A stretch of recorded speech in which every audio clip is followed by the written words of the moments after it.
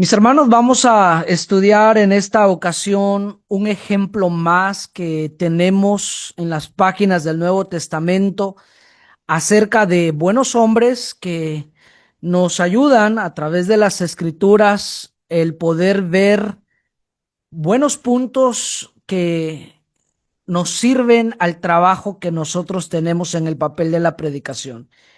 Y no es la excepción que hoy hablemos de Apolos. Quizás muchos de ustedes han considerado ya acerca de este personaje de la Biblia, pero es bueno recordar y enfatizar algunos otros puntos importantes que vamos a estar viendo en la vida de este hombre, de este varón de Dios, hermanos, llamado Apolos. Así que vamos a ir a las Escrituras.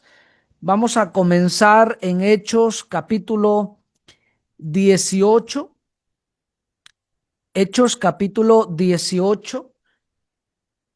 Vamos a leer los versículos 24 al 28. Dice la palabra de Dios. Entonces, dice aquí que llegó a Éfeso un judío llamado Apolos, natural de Alejandría, varón elocuente, poderoso en las escrituras. Este había sido instruido en el camino del Señor y siendo de espíritu fervoroso, hablaba y enseñaba diligentemente lo concerniente al Señor, aunque solamente conocía el bautismo de Juan.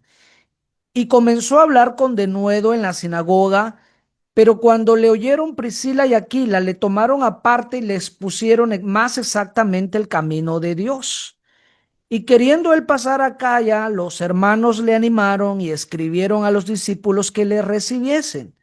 Y llegado él allá, fue de gran provecho a los que por la gracia habían creído, porque con gran vehemencia refutaba públicamente a los judíos, demostrando por las escrituras que Jesús era el Cristo. Hermanos, lo que nosotros vemos en el versículo 27, cuando el hermano Apolos quería pasar a Acaya y los hermanos en Éfeso lo recomiendan, dice la Biblia, hermanos, en el verso 27, que cuando él llegó allá, fue de gran provecho a los que por la gracia habían creído.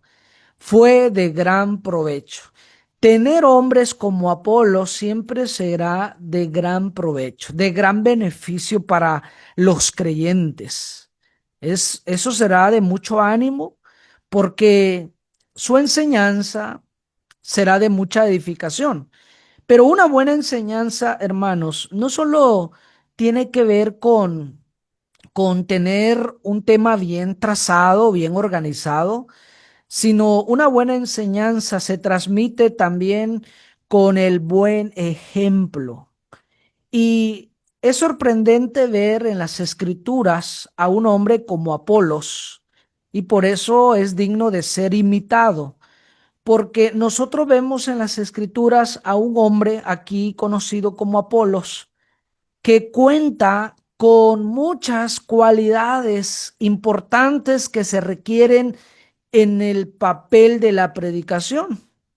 Hoy en día, la mayoría de predicadores, es posible que tengamos algunas de estas cualidades, pero Apolos tenía todas las cualidades necesarias. ¿Y cuáles son esas cualidades que necesitamos, mis hermanos, considerar, a aprender aquí de este personaje llamado Apolos? Muy bien, vamos a considerar que dice en primer lugar en el verso 24 que era un varón elocuente. También vamos a ver que era poderoso en las escrituras. Vamos a ver que tenía un espíritu fervoroso. Y también vemos en el verso 26 que cuando él presentaba un conocimiento muy limitado, dice la Biblia que Priscila y Aquila le tomaron aparte y le expusieron más exactamente el camino de Dios. Le ayudaron en su crecimiento y entendimiento de las escrituras en cuanto a la doctrina del Señor, porque recuerden que solo conocía el bautismo de Juan. ¿Y qué vemos aquí de una persona dejándose enseñar por otros hermanos? ¿Qué vemos? Humildad en esta persona. Así que usted va a ver en Apolos elocuencia, poderoso en las escrituras, espíritu fervoroso y humilde para dejarse enseñar. Estas cuatro cualidades de las cuales vamos a hablar en este estudio, hermanos, es muy posible que una de estas cualidades se encuentre en muchos predicadores. Pero que un predicador tenga las cuatro cualidades de Apolos mencionadas en estos pasajes, hermano, no es tan fácil. Y no es tan fácil porque muchas veces no nos queremos dejar enseñar. Por ese es el problema. Por eso no estamos dispuestos en aprender de hombres como Apolos. Por eso quiero invitarlos a todos a tener esa buena actitud de humildad en dejarse enseñar para que hoy juntos aprendamos de Apolos estas cuatro cualidades. Vamos a ir explicando en qué consiste cada una de ellas. En primer lugar, hermanos, lo que vamos a aprender de Apolos es que era un varón elocuente. ¿Y qué es lo que significa, hermanos, esta palabra? Bueno, esta palabra viene de esta palabra en el original, en el griego, logios, y que es un adjetivo derivado de logos, palabra. Significa primariamente erudito, hombre diestro en la literatura y las artes, como en Hechos 18:24 se traduce elocuente de Apolos. Y dice que la versión revisada inglesa está casi seguramente en lo cierto al traducir esta expresión como erudito. Lo estoy mencionando en el diccionario del señor Vine. Entre los griegos se usaba con mucha mayor frecuencia de uno que era erudito que de uno que era diestro en el uso de las palabras. Él tenía un gran depósito de conocimiento y lo podía utilizar de una manera convincente. Hermanos, cuando decimos elocuente, según el diccionario del señor Vine, nos estamos refiriendo a una persona que es erudito. Y esta palabra erudito tiene que ver con alguien que tiene un amplio conocimiento. Y eso no significa que se lo sabe todo, porque recuerden que Apolos era elocuente a pesar de su conocimiento limitado. Ustedes recuerdan que solo conocía el bautismo de Juan y que mucho de nosotros aventajaba si estuviéramos en el tiempo de Apolos cuando él solamente conocía hasta el bautismo de Juan, porque muchos de nosotros ya conocemos más de eso, de la doctrina del Señor. Sin embargo, se le considera a Apolos elocuente porque aún en el conocimiento que tenía era tan amplio, tan profundo, que, como dice la definición que estamos leyendo aquí de este diccionario, que los griegos lo usaban, esta palabra con mayor frecuencia, a una persona que era erudito, de uno que era diestro en el uso de las palabras. Hermanos, tenemos que trabajar mucho en esta área, en esta parte, aunque no lo sabemos todo y tenemos un conocimiento todavía limitado, nos falta mucho que aprender, pero lo que ya sabemos, hermanos, lo que ya sabemos, podemos manejarlo, como dice aquí el diccionario, de una manera convincente, una manera que nosotros mismos nos sintamos seguros de lo que creemos y que lo podamos expresar con esa seguridad y firmeza y claridad con nuestras palabras. Así es calificado una persona elocuente. No necesariamente tiene que ser alguien que se lo sabe todo, porque no es el caso de Apolos.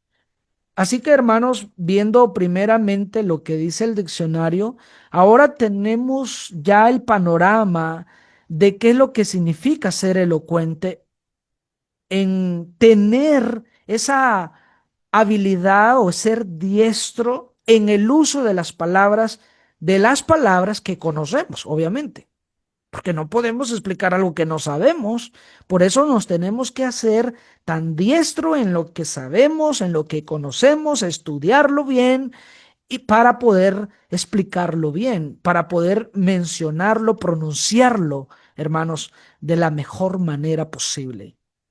Y hay muchos ejercicios que nos ayudan en cuanto a este tema que tiene que ver con la oratoria. Hay muchos ejercicios, hay muchos cursos que usted puede encontrar en el internet para que uno vaya ejercitándose cuando uno lee las escrituras que vamos a explicar, que vamos a enseñar. Hermanos, siempre es importante acudir a ciertos ejercicios. Yo siempre he dicho, ¿por qué? Para las cosas materiales, usted se mete a recibir cursos, capacitaciones, entrenamiento y para muchas actividades cotidianas que hacemos en la vida, siempre estamos tratando de aprender algo para hacerlo bien. ¿Y por qué en las cosas de Dios? ¿Y por qué en el tema de la predicación, hermanos? No todos quieren aprender. Hermanos, como hemos dicho en clases anteriores, tenemos que dejar muchas prácticas que no están bien o hábitos, hermanos, que pueden interrumpir la pronunciación correcta o la fluidez de nuestras palabras. Y eso no significa que uno será perfecto en lo absoluto y que ya nunca se va a equivocar.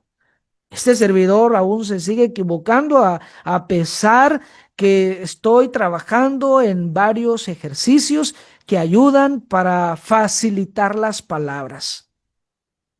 Uno de los que he estado utilizando con frecuencia y que lo he recomendado y lo quiero recomendar es poner un lápiz debajo de la lengua, o sea, en la boca, pero debajo de la lengua, y leer leer así con el lápiz en la boca, leer así con el lápiz en la boca y estar ahí leyendo, leyendo, leyendo, y eso nos va ayudando para no trabarse tanto cuando estamos leyendo las escrituras, hermanos, o cuando estamos hablando o estamos disertando la palabra de Dios.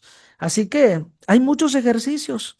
Ustedes pueden por su propia cuenta investigar sobre este tema que tiene que ver con la oratoria y eso nos va ayudando en ser amplios en esa área de elocuencia, porque se trata de ir mejorando, hermanos, para tener una de estas cualidades que Apolos tuvo, como lo estamos considerando en las Sagradas Escrituras. Colosenses capítulo 4, hermanos, versículo 4, vamos a ver sobre la importancia de hablar bien el mensaje para que sea claro, preciso. Dice Colosenses 4:4, el apóstol Pablo dirigiéndose a la iglesia, a los colosenses, diciendo lo siguiente: oren para que pueda proclamar este mensaje con claridad que debo hacerlo, con la claridad que debo hacerlo. Estoy leyendo en la Nueva Traducción Viviente. En esta Nueva Traducción Viviente dice Pablo que él está pidiendo que oren por él. ¿Y cuál es el propósito de esa oración, hermanos? El propósito de esa oración es para que él pueda proclamar ese mensaje con la claridad que debe hacerlo. Es que todos estamos comprometidos de hablar con claridad para que el mensaje sea entendido por los oyentes. Pero ¿a cuánto de nosotros les preocupa ser entendido? ¿A cuánto de nosotros les preocupa saber si nos entendieron cuando predicamos? La mayoría no le interesa. La mayoría dice, es que hermano, yo así hablo y le guste quien le guste, yo así hablo y así nací. Hermano, eso es una mentira porque usted no nació hablando. Los modismos y las palabras y todo lo hemos estado lamentablemente aprendiendo. Así nos estamos acostumbrando. Pero es posible mejorar, hermanos. Es posible mejorar, inclusive, como dice Pablo, pidiendo a la iglesia que ore por nosotros, porque sabían ustedes que un buen mensaje puede ser proclamado incorrectamente. Encontré esta frase que es una gran verdad. Un buen mensaje, hermanos, por muy bueno que sea, por muy buen trazado que esté, es más, nos pueden dar ya el bosquejo bien trazado, bien organizado, pero ¿todos lo vamos a explicar de la misma manera? Es que un buen mensaje puede ser proclamado incorrectamente. Puede ser que no se entiende porque quizás nos estamos trabando mucho a la hora de hablar o no estamos leyendo bien y todo eso afecta para el buen entendimiento de nuestra audiencia.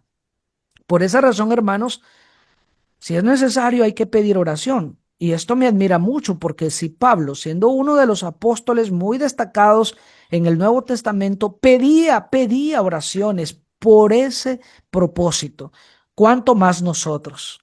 Claro que lo necesitamos.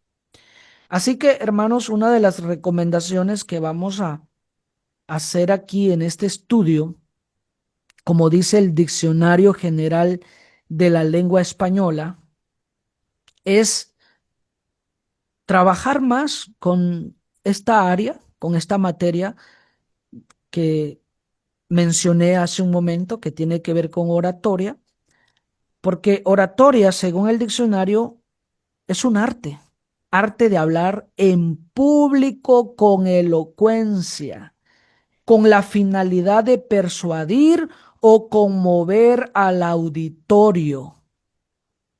También dice que es un género literario que comprende las obras escritas para ser proclamadas oralmente.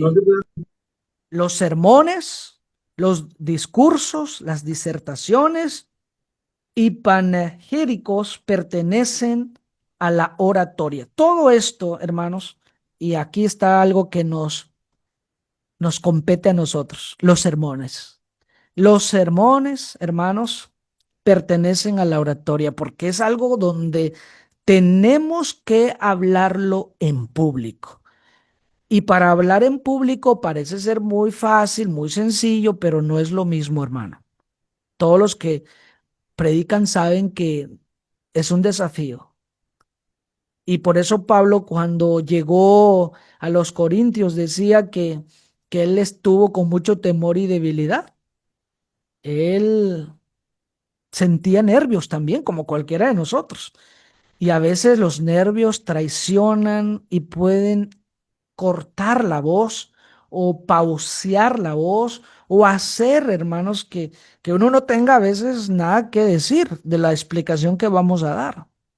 Por eso es importante, mis hermanos, trabajar con ejercicios que nos van a ayudar a mejorar nuestra oratoria para tener esta cualidad que Apolos tuvo. Y no estamos hablando de una perfección, de un grado tan alto, pero que por lo menos podamos ser entendidos y oremos mucho a Dios y pidamos que oren por nosotros para que siempre enseñemos el mensaje con claridad, para ser entendidos. Muy bien, en segundo lugar, hermanos, vamos a ver, vamos a tener aquí las escrituras que leímos en el principio, Hechos 18, 24 al 28, para ir viendo una de las cualidades, una más de las cualidades que nos van a ayudar. Ya vimos que era un varón elocuente. En segundo lugar, vamos a ver que era poderoso en las escrituras. Poderoso en las escrituras, ¿qué es lo que este significa? Una vez más, quiero mencionarles que ser poderoso en la escritura no significa que es alguien que se sabe toda la Biblia de memoria, no. No es alguien que conoce ya toda la Biblia, no. Porque recuerden nuevamente que Apolos ya se le consideraba poderoso en las escrituras, pero tenía un conocimiento limitado. Por lo tanto, así como la elocuencia, así también el ser poderoso en las escrituras equivale en manejar las escrituras con precisión, aunque tengamos un conocimiento limitado, pero lo que conozco, que lo pueda manejar bien. usar bien. Es lo que Segunda de Timoteo recomienda. Segunda de Timoteo capítulo 2 verso 15. Voy a leer en la Biblia de las Américas. Dice, procura con diligencia presentarte a Dios aprobado, como obrero que no tiene de qué avergonzarse, que maneja con precisión la palabra de verdad. Usa bien, lo maneja bien. Esto es ser poderoso en las escrituras. Alguien que aunque tiene un conocimiento limitado, no se lo sabe todo, pero lo que sabe lo traza bien, lo maneja bien, usa bien las escrituras con precisión. No tuerce las escrituras, en otras palabras. A veces pareciera que un poderoso de la escritura es aquel que memoriza todos los textos. No, porque puede ser que alguien memorice las escrituras, pero lo saque de contexto y no lo maneje con precisión. Puede ser que alguien solamente tenga textos de memoria y lo quiera colocar en todos los sermones. Y todos los textos y los mismos textos no son para todos los sermones. Por eso no vaya a confundirse que usted quiera pensar o demostrar a otros que es poderoso en las escrituras, citando texto de memoria, pero es el mismo texto que se sabe y lo usa en todos los sermones. Eso no es. Poderoso en las escrituras es aquel que maneja con precisión la palabra, que si va a citar un texto, sea que lo cite de memoria porque no está mal, o sea que lo lea, pero que lo explique tal como es, que lo lea con precisión, que no esté fuera de contexto, que no lo tuerza, y esto realmente es alguien poderoso en las escrituras. Por eso las recomendaciones. Primera de Timoteo 4:13 dice, entre tanto que voy, ocúpate en la lectura, la exhortación y la enseñanza. Hermanos, algo que nos ayuda mucho para manejar la palabra de Dios con precisión, usarlo bien, trazarlo bien, es estar ocupados en la lectura. Es estar cada vez estudiando y estudiando lo que conocemos, lo que sabemos. No nos confiemos que porque ya hemos citado muchas veces ese versículo, pues ya lo dominamos bien. Puede ser que haya palabras que no sabemos todavía a fondo el significado y que merece todavía más atención, más cuidado, más estudio, más lectura, hermanos. Estar ocupado en la lectura, eso nos ayudará muchísimo a tener esta cualidad que Apolos tuvo, ser poderoso en las escrituras, porque lo sabe manejar, lo sabe citar con precisión, no lo tuerce. Y esto, hermanos, es importante. Por eso traigo el ejemplo también aquí de lo que leemos en Esdras 7:10 y luego el 12. Dice el 10, porque Esdras había preparado su corazón para inquirir la ley de Jehová y para cumplirla y para enseñar en Israel sus estatutos y decretos. Dice el 12, Artajerjes, rey de reyes, a Esdras, sacerdote y escriba, erudito, erudito en la ley del Dios del cielo, paz. Este hombre también se considera erudito. ¿Quién? Esdras. ¿Por qué? Porque era un hombre amplio en el conocimiento de la palabra y sabía citarlo bien, sabía explicarlo bien, sabía manejar bien, con precisión la palabra de Dios, la palabra de verdad. Pero ¿cómo pudo Esdras, cómo pudo Apolos, cómo pudieron aquellos hombres tener ese dominio de las escrituras o como se le considera poderoso en las escrituras? Bueno, como dice Pablo a Timoteo, ocúpense en la lectura. ¿Cómo quieren manejar con precisión la palabra si no la estudian? O si quizá la estudiaron una sola vez y creen que con eso fue suficiente. Por eso Esdras 7:10 dice, hermanos, Esdras capítulo 7 verso 10 dice que primero, antes de cumplir y antes de enseñar, él empezó a inquirir. Esta palabra, inquirir la ley, tiene que ver con adquirir conocimiento, escudriñar.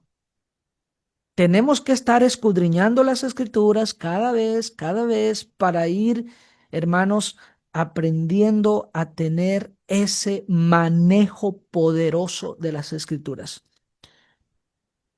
A eso se refiere la palabra de Dios, hermanos. Y eso no es algo imposible, es algo que nos podemos ir adiestrando a través de la buena práctica o el buen hábito de leer y leer y leer, de estudiar y de estudiar, de escudriñar. Pero si no nos gusta escudriñar, hermanos, no vamos a poder avanzar en esta otra cualidad. Una tercera cualidad, dice Hechos 18:25, que Apolos era de espíritu fervoroso. ¿Qué significa? ¿Qué significa tener un espíritu fervoroso? Esta palabra, hermanos, lo vamos a ver según el diccionario del señor Bain. Dice que esta palabra, fervoroso, viene de esta palabra griega, seo, y que esto es lo que se deriva de esa palabra: estar caliente, hervir. El término castellano celo se relaciona con este. Se usa metafóricamente de fervor de espíritu, que es lo que estamos leyendo aquí, hermanos. Esta frase se está usando metafóricamente, pero en sí tiene que ver con alguien que tiene una devoción, un entusiasmo, un hervor, un calor, un celo por las cosas de Dios, por las cosas del Señor.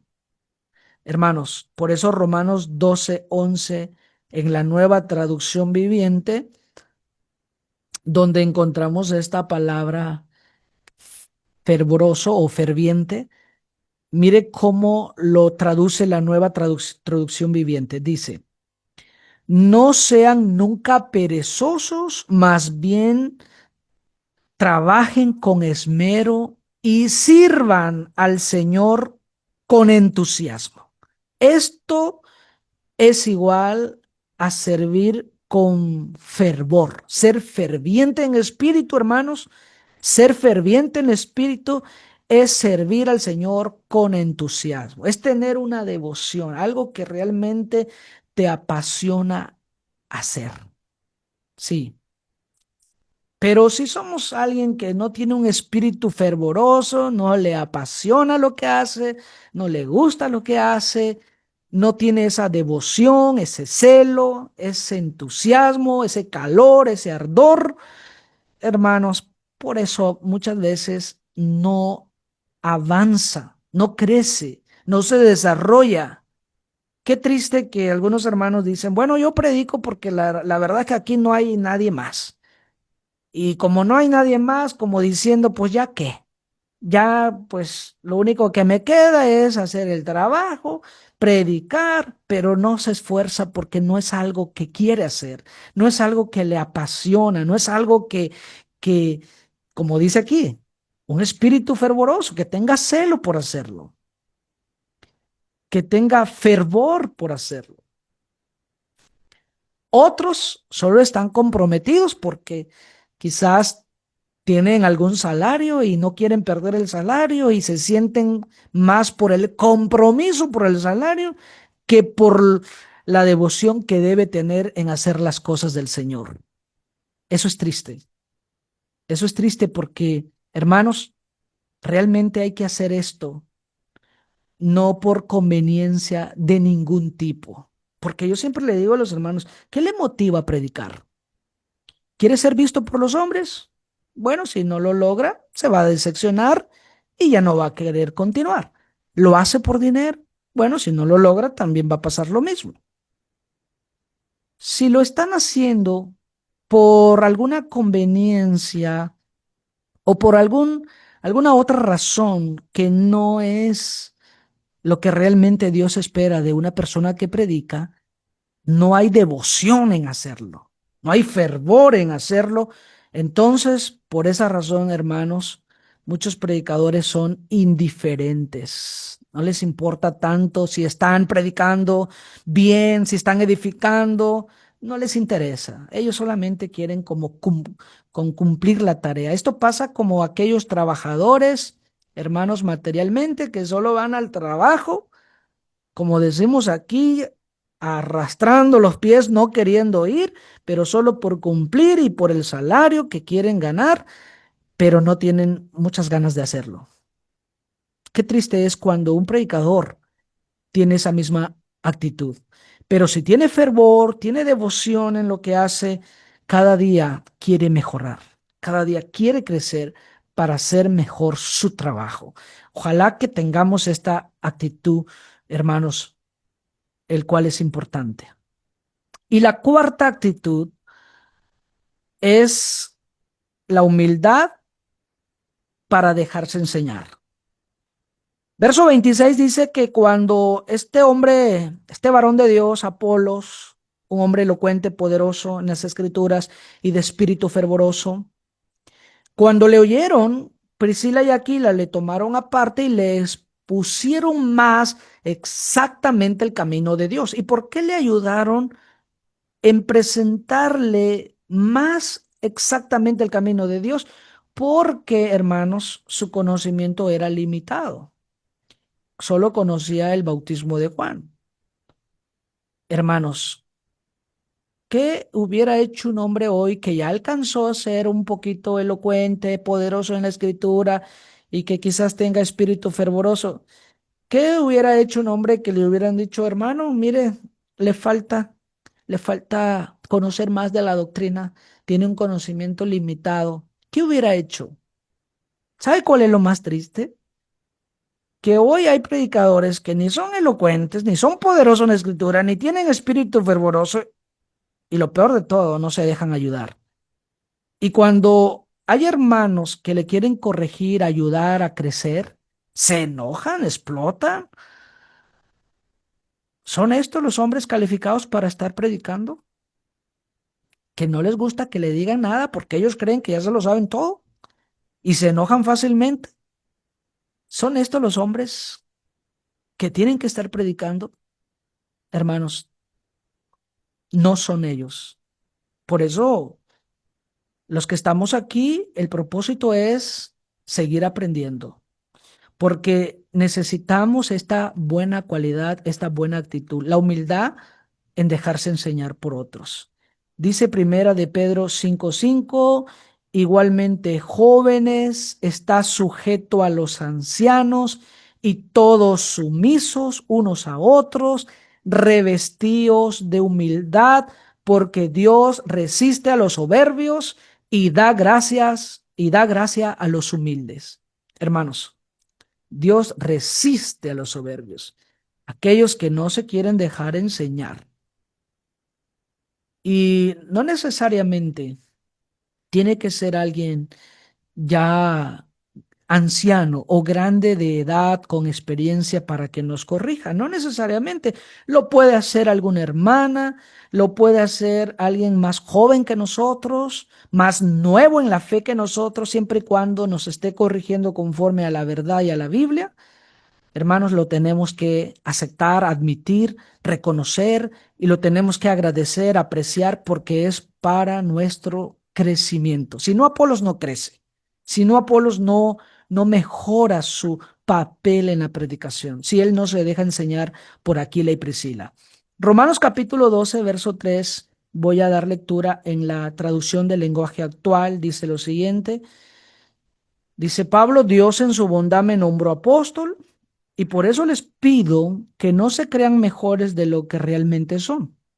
Más bien, véanse ustedes mismos según la capacidad que Dios les ha dado como seguidores de Cristo.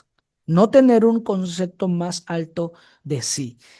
No creer de que usted es el último, ya se lo sabe todo y que es el único que sabe. No, hay otros que saben más y así sucesivamente hasta llegar a Cristo. Siempre hay alguien que sabe más que nosotros y que tenemos que aprender. Y gracias a Dios porque siempre hay quienes nos van a ayudar a nuestro crecimiento. Y no necesariamente tiene que ser un predicador o alguien de renombre, de experiencia, sino a veces, hermanos, puede ser que dentro de la misma iglesia hayan hermanas o hermanos, jóvenes o nuevos, que nos quieran ayudar a mejorar. Y hermanos, mientras sea acorde a la voluntad de Dios, lo debemos aceptar con humildad, con respeto y con agradecimiento, porque eso nos ayudará a crecer. Así que, por esa razón, hermanos, hoy hemos estudiado el ejemplo de Apolos, porque, mis hermanos, no siempre el mismo varón cuenta con estas cuatro cualidades. Puede ser que algún predicador sea elocuente, pero que no sea poderoso en la escritura, o que no tenga espíritu fervoroso, o que no sea humilde. O puede ser que sí sea poderoso en la escritura, pero no es elocuente, o no es de espíritu fervoroso y no es humilde. O puede ser que sea de espíritu fervoroso, le apasiona predicar, pero no es poderoso en la escritura y no es elocuente y no es humilde. O puede ser que sea humilde, es muy humilde, pero no tiene espíritu fervoroso, no es poderoso en la escritura y no es elocuente. Qué triste a veces que solamente se cuenta con una de esta cualidad. Pero hermanos, ¿cuál es el propósito de este estudio? Que aprendamos de Apolos. Es decir, que hoy pongamos esto en nuestra mente, en nuestro corazón, de mejorar en estas cuatro actitudes o cualidades. Vamos a mejorar en las cuatro. Si Apolos tuvo estas cuatro cualidades, hermanos, aunque sea un poquito, como decimos aquí, yo también lo puedo tener. Yo puedo tener un poquito de cada uno de eso. No en el nivel de Apolos ni de otros, pero por lo menos puedo tener un poquito para mejorar y así sucesivamente ir creciendo para hacer un mejor trabajo para la honra y la gloria de Dios. Hermanos, una vez más, esperando que todos estemos con la misma disposición de crecer, de aprender y de mejorar nuestro papel en la predicación. Que Dios nos ayude a todos, que Dios nos siga dando la sabiduría que necesitamos y el buen entusiasmo que es necesario, hermanos. Gracias, hermanos, por su fina atención.